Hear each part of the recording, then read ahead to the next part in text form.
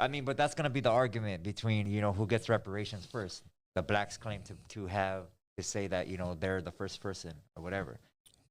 I mean, and you know, Raza is saying this is our land. You know what I mean? Okay. Here's a question, and I wish maybe somebody that can speak for them would be here. Because let's just say, Marvelous, that I'm not looking for an argument, but I'm just looking to understand. Right. So are you saying that every person that is born colored black should get money? No, hell no. No, this is what I would ask him. Oh, okay. You know, that's what I would ask him because I have nephews that are half black and half Mexican. Right. So because they were born looking black, they're going to get money too? I mean, people that are truly indigenous to this land, they need that. That's their money. Right, Point blank, right. period. You know, all the treaties have been broken. You know, land has been stolen. Right. You know, and they built democracy. People have been murdered, bro. Yeah, people have been murdered, massacres. Have you ever seen a man who's HIV negative and a woman is HIV positive and fall in love and have a baby? Hi, my name is Brenda J. I am HIV positive. My husband is HIV negative. Come celebrate with me for my husband's birthday. So my husband just turned 30 years old. I met my husband when he was 23. I was 21 years old. He accepted me not only being HIV positive, but he also accepted my 2 children that I had before him. I was pregnant with one and I had one that was getting ready to turn 1. I wanted my husband to feel special, so I did something that I knew for a fact that he wanted to do over the years. So I decided to take my husband to the Texas Roadhouse and we had an amazing time. We had a really good family time. We laughed. I even embarrassed my husband doing the birthday holiday thing because, you know, he didn't know nothing about it. But anyways, y'all, thank y'all so much for supporting us, and I will do a story time of how me and my husband met soon. Bye, y'all. Couple things. So the first thing that I will say is that obviously we reject and we certainly have different opinions on that, and we're going to let other countries speak for themselves. We're speaking for ourselves, and so we're not going to be executing any arrest warrants. That is not something that we're going to do from here. And I do have some examples on when you ask me about the process and why we think it's essentially a flawed process. And so in contrast to how he has treated, this is the prosecutor, how he's treated others, including Nicolas Maduro and his associates. The prosecutor failed to provide Israel with a meaningful opportunity to engage constructively and to properly consider its domestic processes. This calls into question the credibility of the prosecutor's investigation and the decision today. But we've been very clear, not just today, that you know, we do not believe that the ICC has the jurisdiction here. And so over this matter. And so we've been very clear about that. And that stance has not changed. But I just laid out an example of why we think that what process the ICC did not follow. What are you doing, Michael? What's his name?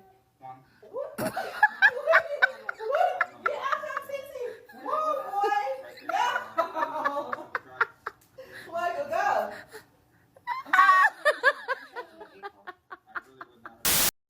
I'm not black. Let me say that again. I am not black, okay? Hear me out.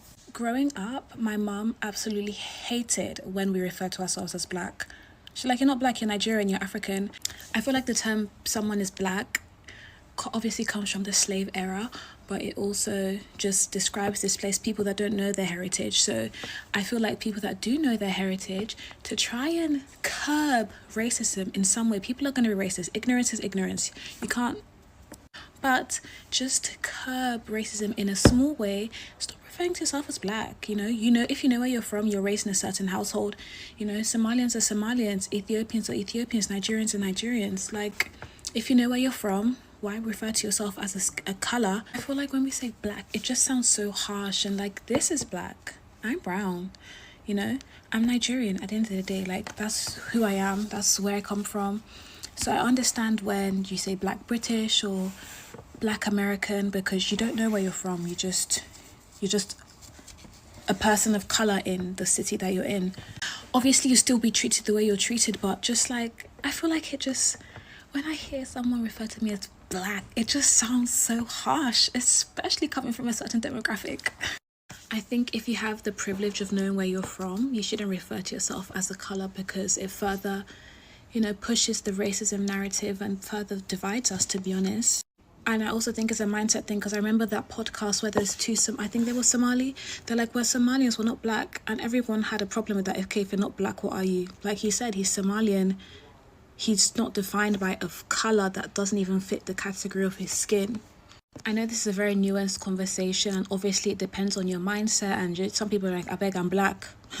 Okay, oh, you're black. For me, and for a lot of other people, we don't want to be described by a colour, because I feel like it further pushes that the racist narrative and also further divides everybody. We're all human beings, we come from different walks of life. I come from a country where the sun is always out, so of course adaptation, my skin is going to be melanated, and I feel like just knowing who you are adds to a person's. Are you ready to order? I have a question. Okay. Was there any reason that we came in before her and he took our order? Oh, because I know what she eats. I know, but it just didn't feel fair that we and she's came my in. friend. Like, she's my girlfriend. We I get it, but so. we literally waited, and then we were here before her. You just took our order. Because I knew she would know what she wanted, and I didn't figure you guys knew what you wanted. I know, but it just, do you see how that doesn't Well, seem yeah, fair? I do. I understand that. Because I know she knows right away. So I get it in, get back when she's getting the drinks for you. Well, I write reviews, so I just wanted to make sure Okay. Before the review goes in. Yeah. No, it's just I know what she orders. So when she's I just wanted to ask so I knew. But no, I would like the sunrise with sausage, and may I have cheese grits, please? Sure. And cheese in my egg scrambled, please. Cheese grits. What kind of sausage, link or patty? The patty. And what kind of bread with that? White is fine. Okay. And what would you like? I'd like the feast, scrambled with cheese Okay. and raisin bread. Oh, we don't have any raisin bread anymore.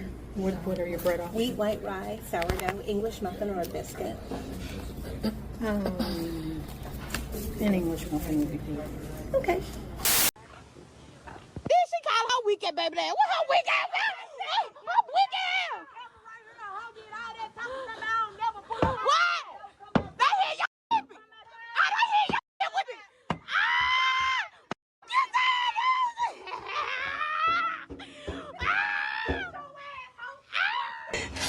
Hey, Sweetie, what happened? Can y'all? What was you? You was in the Levi Land in the apartment? Yes. Okay. We pulling out. I'm pulling out. I'm trying to go. They trying to lock us in. We trying to go get our friends. They trying to lock us in. Okay. We back up. Boom. How about that? How about kind of get to chasing us while we going out the entrance? Shoot. Boom, boom, boom. What an eminence. Can y'all please? They coming, Sweetie. What's up, baby? You outside with a gun? Yes. What's his name? I don't know. I just know he. Who baby that is? You have said you don't become a Brown until you beat the Steelers. What will it take tonight? The horse is prepared for battle, but victory comes from the Lord. So I'm dependent on the Lord. Is that the message to the team? Day by day, one play at a time. That's the message. Weather conditions tonight. We're expecting winds up to 15 miles per hour and a wintry mix. How will that impact your ability to throw the ball? I am so happy and grateful that the Lord has blessed me to play in some snow, to be in true football weather in Cleveland, Ohio at Huntington Bank Field today to give him the glory. It's a beautiful day. Sure feels like you're playing in the AFC North. It is. It's magical. Thank you. Never in my life have I ever seen people wanting to be victims so bad. You are the type that come directly from Europe. You left Europe because you didn't want to be under the king or the queen's rule, and then you quote unquote founded this land, aka exterminated the natives here in order to claim this land for yourselves, in order to state that you are indigenous, this is yours, and you've always been here. All to be in 2024, where now you want to post a picture and you want to state that George Floyd had 4 televised funerals and 70 days of riots. What does Laken Riley get? And as some people stated, what happened to her is bad. That person is going to be in prison for the rest of his life. Again, I'm not exactly sure what specifically are you asking? Are you looking for? Are you saying that you are looking for your own to go out there and riot in the name of this woman? You guys always get justice. You guys don't have to send off a torch or a flare or a bat signal in order to allow people to identify, hey, there's an injustice going on here. The same injustice that has been going on in America since its inception.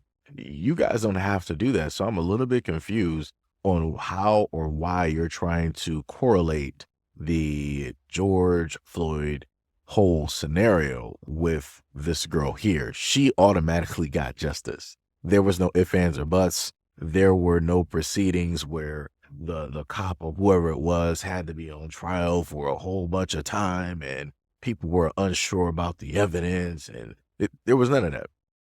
This guy is done for. It's curtains completely for this guy. But like I said before, you have a lot of people out here that want to be victims, even though they claim to be the masters of the universe. Also, I want to state that it's up to the people in that community and the men of that community in order to set up a flare or a bat signal to get whatever justice or whatever you feel the attention that she deserves. It's not for everybody else to do, just to make that clear. A little bit confused. Also, supposedly John Jones, he took a DNA test and it states that he has African within his blood, right? No problem. That's completely cool.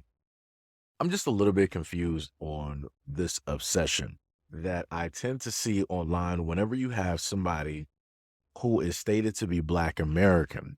Whenever they are doing great or they are at the top of their game, there's this weird fascination with people wanting to identify or claim this person. Like, yes, this person is African. Yeah. But the weirdest thing is that if you have the rest of the Black American people, community, if we're just doing just normal, average, every day to day, you don't see this same type of thing online where people are just, oh, yeah, claim and state that you guys are African, state that you guys have African blood, show it off proudly. Yes.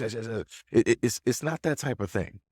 It only tends to happen when you have people that are doing the best or they are just the greatest of the greatest. And somehow, some way, people from wherever want to come through and try to claim that person as one of theirs. Even though within the exact same video, if you made it this far, I showed you a video of an African woman who stated that she is not Black. She stated that she is proudly African. Again, I have no problem with that. I have no problem. But again, when I see a lot of these people state that they are proud to be African, they're proud of their heritage and all this other type of stuff, I'm looking at how they're dressing. I'm looking at how they're talking. I'm looking at the mannerisms, and I'm like, that don't look African to me. That looks very Western. That looks very American. That looks very Black American. So it's a little bit confusing to me how it is on one spectrum, you're proud to be you. And then you want to try to claim those who are doing the best or they are the apex of wherever it is that they are. But then at the same extent, you want to state that, hey, we want you to claim to be us, but we'll never sit up there and claim to be a part of you. We're different. We got culture. We know where we come from. We have our tribe and we have our dialect. We have our history and all this. We can never be you. And within that same vein, basically stating that because we don't know who we are, supposedly, we could never be you as well. So we got that divide there. On top of the fact that you guys never tried to claim any of the normal, average, everyday Black Americans the same exact way that you try to claim everybody else. But yet, you want to try to tell us where it is that we come from, which makes no sense. But then on top of that, try to slander us with these negative African names that you like to use, these slurs that you like to use online. It's a little bit bewildering. Like I said, it is what it is. So here we are, right? This one states, and Kamala will be with her husband and her family, which is true. Shout out to the woman who stated this, because for whatever reason, you have a lot of Black women. They're like, we sat up there and lost, so we're going to allow America to just burn. See what it's like when we don't sit up there and support you, and we're not doing this and we're not doing that. The stock market has been moving before Black women. The trades that go in and out of American ports have been doing so without Black women. All of the defense and the infrastructure that we have in the United States have been moving so without black women. The world is not going to burn. The United States is not going to burn because black women are angry because Kamala Harris is not in office. And the most bewildering part about this is the fact that you have this image of these quote unquote young black women, right? They're representative of the 92%, right? Got to be a group. And they're just sitting there empowered, don't need a man, don't need no type of protection, and the whole world is burning. Now, somebody explain this to me, right? Whenever there is a type of war, whenever there is a destabilization in a country, who are the ones that normally protect the country? Just saying. Who are the ones that try to fortify? Who are the ones getting things in order? Who are the ones bearing the arms? Who are the ones that have hundreds of thousands of bodies just laid there so that the people behind them that they are shielding don't get hit? I'm just wondering, because it's not the image that I'm seeing here, right? But like I said before, this is the ideal that has been sold directly to black women. So while these black women are just watching the world burn because they're like, yes, this is in support of Kamala, Kamala's going right back to her white husband, to her white kids, to her White House, somewhere where you're not even allowed or probably even locate or even know where it even exists. But yeah, like I said, you're doing this all for Kamala. But at the end of the day, what is Kamala doing for you in return? But anyways, if you made it this far, let me know, and leave a comment in the comment description below. And as always, peace, love, and stay tuned for the next video.